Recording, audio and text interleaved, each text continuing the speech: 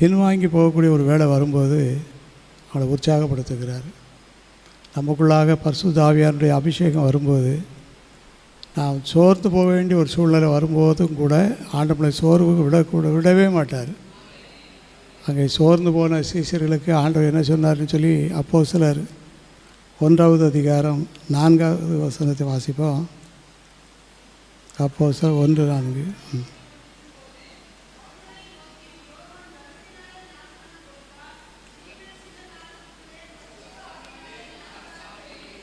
யோவான் ஜலத்தினால தான் ஞானஸ்நானம் கொடுத்தாரு.